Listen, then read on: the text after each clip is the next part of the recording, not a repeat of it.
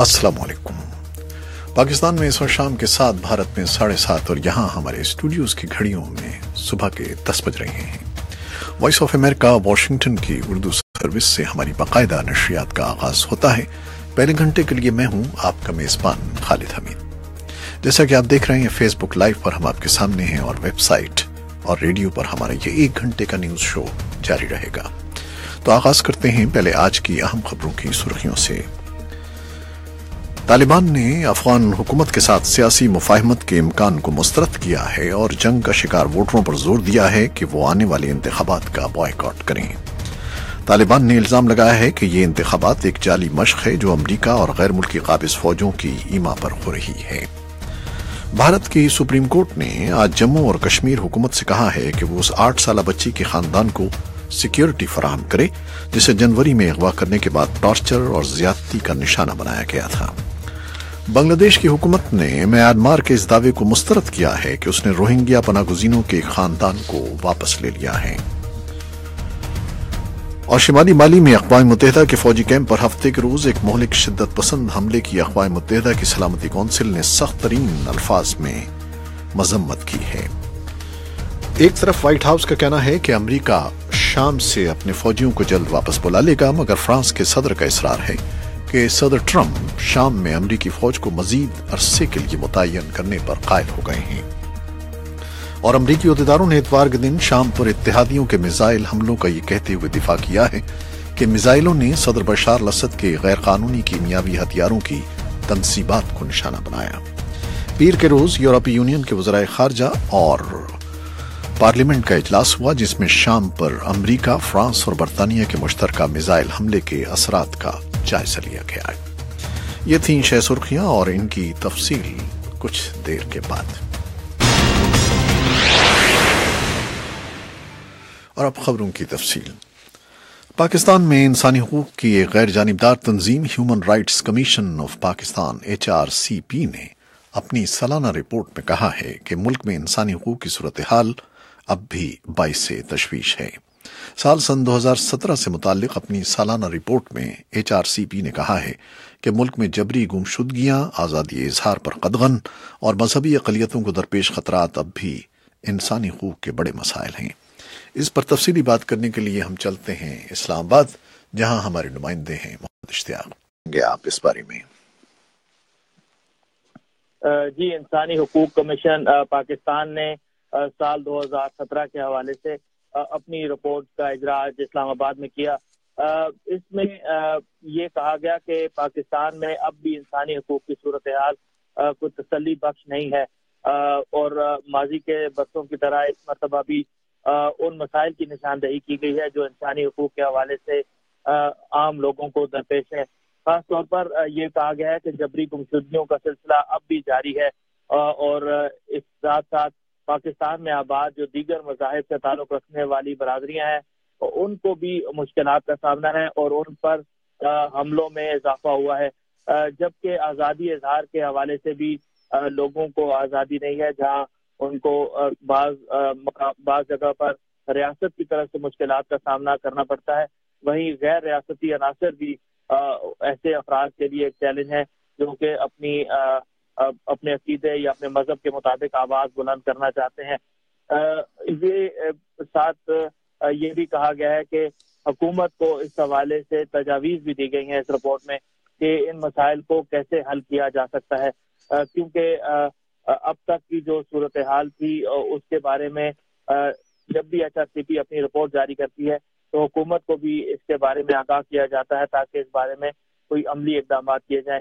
इस दफा की रिपोर्ट जो है वो इंसानी हुकूक की एक सरगर्म कारकुन आसमा जहांगीर से मंसूब की गई है, उनके नाम की गई है, क्योंकि आसमा जहांगीर का रवां साल फरवरी में ही इंतकाल हो गया था 66 बरस की उम्र में। और आसमा जहांगीर इंसानी हुकूक कमीशन HRCP की बानी रहनुमाओं में से हैं और वो इस कमीशन की सरबराह भी रह चुकी हैं। अच्छा, गैर मुस्लिम मसीही बिरादरी भी कुछ शिकायत कर रही है और उनकी आवाज भी अब बहुत जोर शोर से सामने आ रही है। जी, इस कमीशन की रिपोर्ट से हट करके जो गैर मुस्लिम बरादरी है उनका ये भी कहना है कि अब क्योंकि इंतखाबात करीब आ रहे हैं तो उनके लिए जो مخصوص نشستیں تھیں پارلیمان میں وہ اب بھی وہی ہیں جو جن کا تعین 1997 میں کیا گیا تھا اور اس میں اضافہ نہیں کیا گیا، جبکہ 1997 سے اب اتنا عرصہ گزر گیا ہے، 2 دہائیاں تو اب تک ان کی آبادی میں اضافہ ہوا ہے۔ اس لیے جب دیگر پارلیمان کی نشستیں بڑھائی جاتی ہیں تو اس بات کو بھی مد نظر رکھا جائے کہ ان کے لیے بھی ایک مخصوص نشستوں میں اضافہ کیا جائے تاکہ ان کی آواز باقاعدہ طور پر پارلیمان کا حصہ بن سکے اور وہ قانون سازی کا حصہ بن سکیں۔ اس حوالے سے کل اور پھر آنے والے دنوں میں مسیحی برادری اور دیگر جو پاکستان میں آباد اقلیتیں ہیں وہ مزید اپنی آواز بلند کرنے کے لیے مختلف فورم سے استعمال کرنے کا ارادہ رکھتی ہیں۔ جی ہاں، اقلیتوں کے حقوق کا پورا تحفظ کیا جانا چاہیے۔ بہت شکریہ محمد اشتیاق آپ کا۔ تو یہ ہمارے نمائندے تھے اسلام آباد میں محمد اشتیاق، جن سے ہم خبروں پر گفتگو کر رہے تھے۔